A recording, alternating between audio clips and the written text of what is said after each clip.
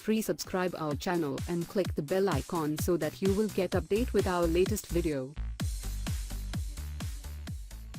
After getting motivated initially, there comes the second part, staying motivated when you don't feel the same excitement as you did in the beginning. Perhaps something new has come into your life and your old goal isn't as much of a priority anymore. Perhaps you skipped a day or two and now you can't get back into it. Perhaps you screwed up and got discouraged. If you can get yourself excited again, and keep going, you'll get there eventually. But if you give up, you won't. It's your choice. Accomplish the goal or quit. Here's how you can keep from quitting and get to your goal. Hold yourself back. When you start with a new exercise program, or any new goal really, usually you're raring to go, full of excitement, and with enthusiasm that knows no boundaries. You have no sense of self-limitation and think you can do anything. It's not long, however, before you do learn that you have limitations, and your enthusiasm begins to wane. A great motivator is that when you have so much energy at the beginning of a program, and want to go all out, hold back. Don't let yourself do everything you want to do. Only let yourself do 50-75% of what you want to do, and plan out a course of action where you slowly increase over time.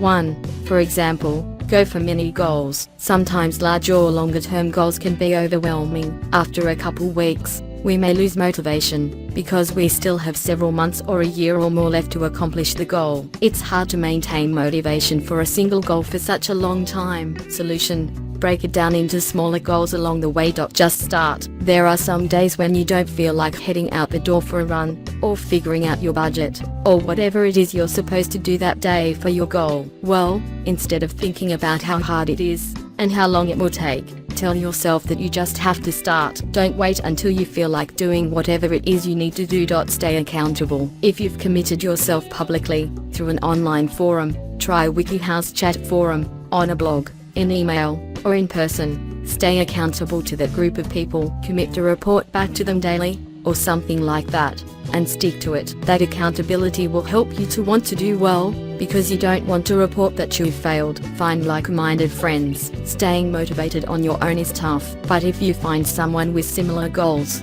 running, dieting, finances, etc., see if they'd like to partner with you, or partner with your spouse, sibling or best friend on whatever goals they're trying to achieve. You don't have to be going after the same goals.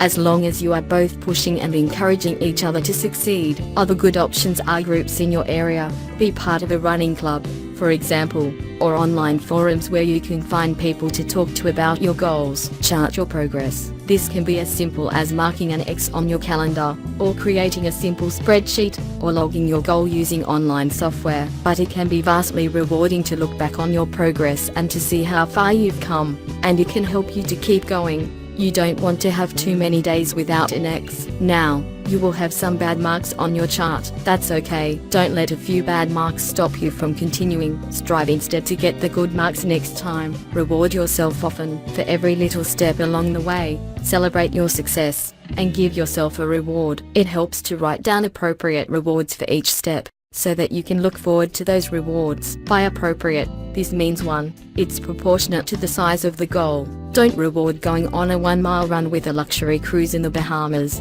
And 2. It doesn't ruin your goal. If you are trying to lose weight, don't reward a day of healthy eating with a dessert binge. It's self-defeating. Overcome procrastination. We all have days where it's easiest to say I'll do it tomorrow.